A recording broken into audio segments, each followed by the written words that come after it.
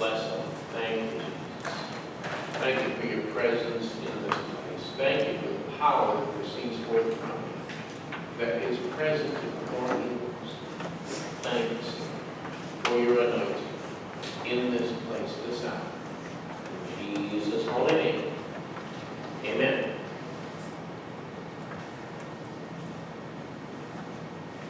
All right, for some reason it seemed like we didn't have enough vocal, but we do. Okay, we are on. For the last 2 weeks, we've been discussing the power that was present to perform healing.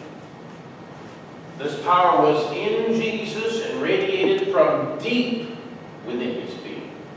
At times, such as the transfiguration we read about a couple weeks ago, the power became visible. It rose to the surface, and his face and his clothes began to radiate light like, Scripture says, like the sun. Sun, S-U-N, the sun in the sky. Now, today I want to take a little bit of a slight detour, but really it's all together. Just talk a little bit about this, what this power is, what is related to it. Not that I know exactly. Except to say that it is God's substance, or it is God's presence. And those are things that you can't describe in terms of spiritual physics. I don't know what the physics of God's makeup would be. But I do know that this power is connected to another supernatural substance in Scripture. And I say it's another, it's not really separated from it, but they are two different things when they're described in Scripture. The two come together somehow. This substance accesses this power that we've been talking about. So, let's go ahead and look back at the woman with the issue of blood that actually started this discussion, started this series, in Mark chapter 5. Starting with verse 25, and pick it up. Okay, and a woman who had an hemorrhage for 12 years, and had endured much at the hands of many physicians, and had spent all that she had, and was not helped at all, but rather had grown worse, after hearing about Jesus, came up in the crowd behind him, and touched his cloak. For she thought, if I just touch his garments, I shall get well. And immediately, the flow of her blood was dried up, and she felt in her body that she was healed of her affliction. She was right. She had this thought. It occurred to her, if I just do these things, this is what will happen. What a revelation. What a coming of understanding. That's all I have to do. I have to make this connection. If I do this, she didn't say, I sure hope. It says that she thought in her mind, if I but touch the garment, I will be made well. Verse 30. Immediately Jesus, perceiving in himself that the power proceeding from him had gone forth, turned around in the crowd and said, who touched my garments? And dropping down to verse 34, and he said to her, daughter, your faith has made you well. Go in peace and be healed of your affliction. Now, the woman had a commodity that Scripture calls faith. She didn't just have a hope. She actually had faith operative in her body at that time. And Jesus said, the fact that you have that faith has made you well. You know, Jesus does not say, because you didn't doubt. He does not say, because you believe. He says, you had faith. Now look at Luke 17. And it's important the way things are phrased in Scripture. Luke 17, starting with verse 5, and the apostles said to the Lord, increase our faith. They recognize they don't have enough, that they somehow need more of whatever this is. And the Lord said, if you had faith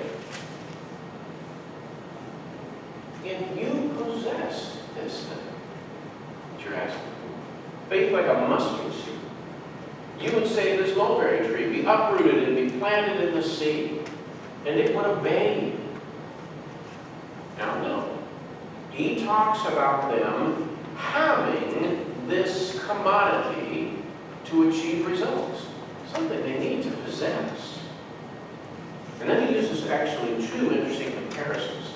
Faith, the size of a small seed. There's two things there. The size of the substance is the first thing we have to know. Doesn't take much because it is a concentrated force. All you need is a small, pure amount of this substance. And it's much like, whenever I read this passage, I always get the same thought in my mind as a 20th and not 21st century man. It's much like a critical mass of nuclear material. All you need is a few pounds of plutonium, for example, to blow up a whole city. It's a concentrated source of power. Just plutonium itself won't do it. There needs to be something that it connects with. There needs to be an activation. There needs to be a triggering of it. But if you have that much, you have the potential to wipe out the whole city. It's a concentrated source of power. So faith is concentrated like that. And faith is also like a seed. Two things to compare. That means that it doesn't degenerate like plutonium. It actually increases. It multiplies. It grows. And like a seed, faith can grow into a large tree in Scripture. All right? Using several different metaphors for faith, several different metaphors for mustard seeds that are used in Scripture that I'm sure you're familiar with. It can become the largest tree in the garden, it says. So, thinking of faith as something small, but then having the ability to multiply itself many times its original size.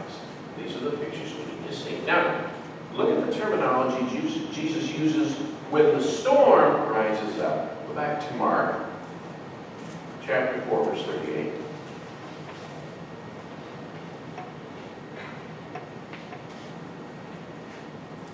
And he himself was in the stern, asleep on the cushion. And they awoke him and said to him, Teacher, do you not care that we are perished? And being aroused, he rebuked the wind and said to the sea, Hush, be still. And the wind died down, and it became perfectly calm.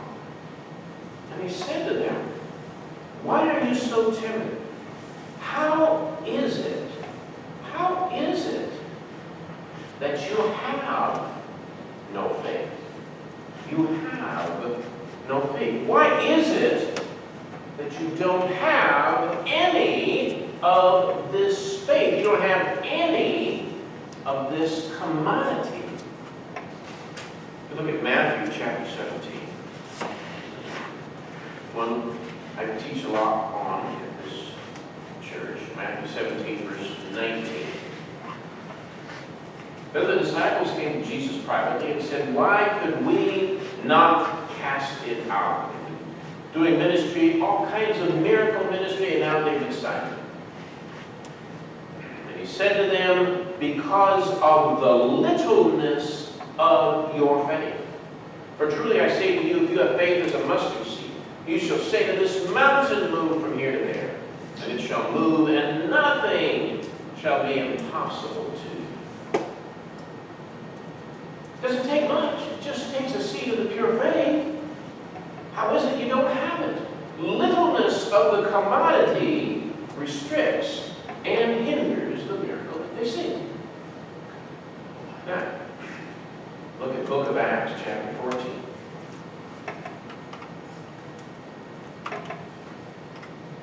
Starting with verse 8.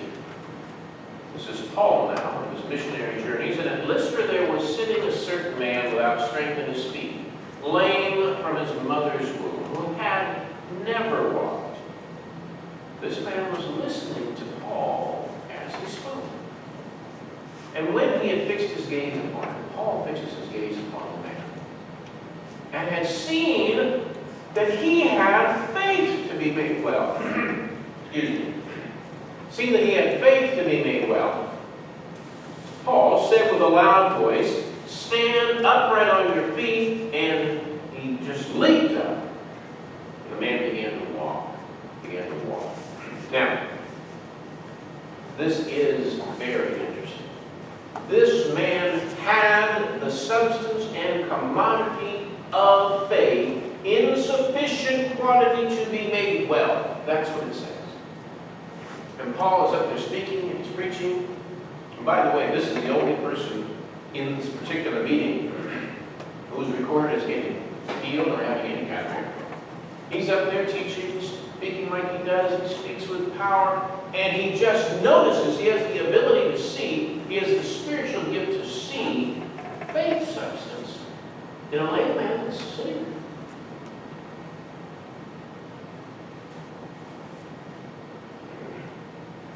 He has to come on. Yet, he's still lame. He has not been made well up to this point. So if the faith can be in that man, the man was still lame. The man was still unable to walk at that moment. So, the substance and the disease are, at least for a short time, present together in this man.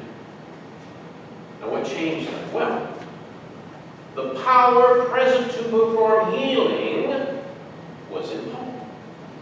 Just like it had been in Jesus. The power present to perform healing. It's in Paul. And he unleashed that power when he saw faith in that man.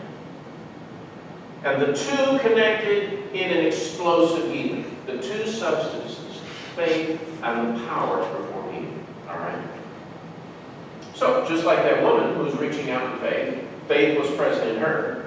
All she needed was to connect to Jesus' power, and faith would complete the circuit, and a miracle would be done. So really, the same thing is true of her. She has faith already. It's operative. She's already got it operating in her thinking.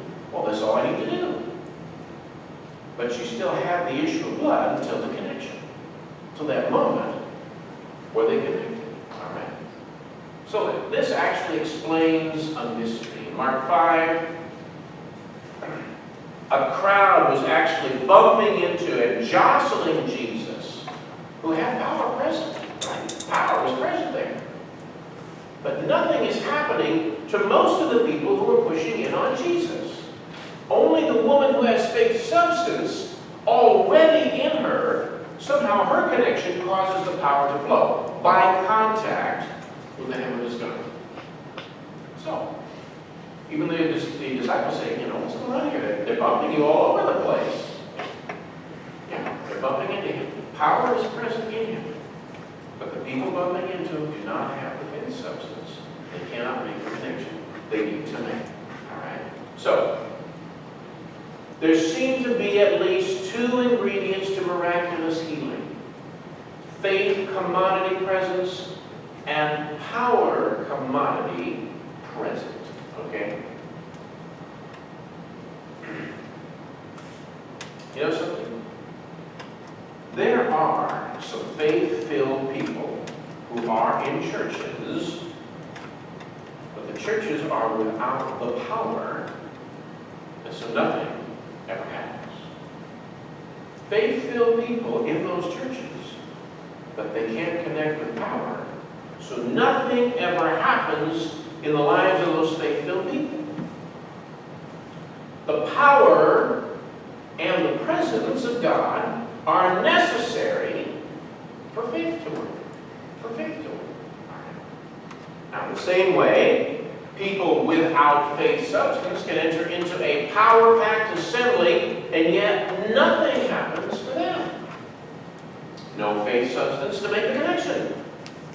No faith to complete the circuit.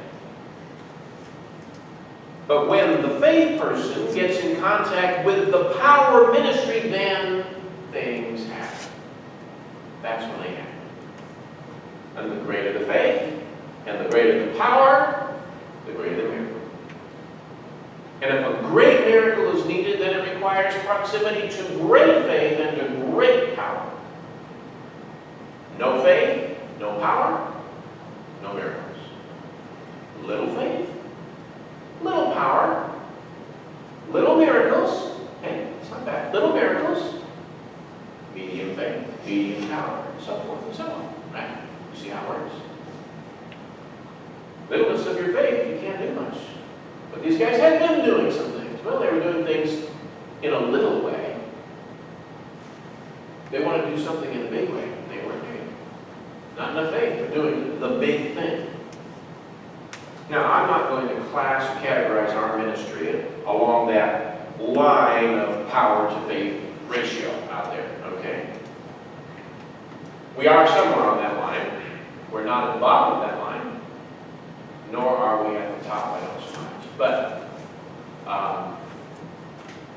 where I do want to be is always moving forward and moving upward toward the power and presence of Jesus Christ and filling up with faith. What kind of faith? I just want the faith that moves mountains, that's all.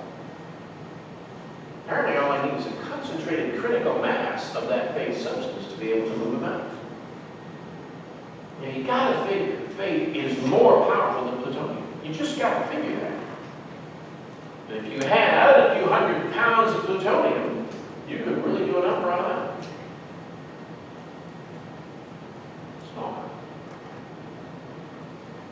Apparently you just need about mustard seed size of pure faith substance to do that same number on that same mountain.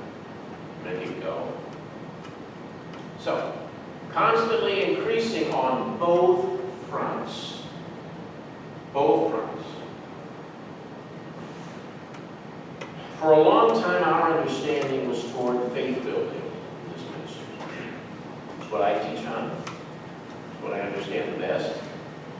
Faith building techniques, faith building principles that are in Scripture. I sense that God is moving us towards greater understanding of the power that proceeds forth from His presence at this time. If the faith can meet the presence, things are going to automatically happen that have never happened before in this ministry.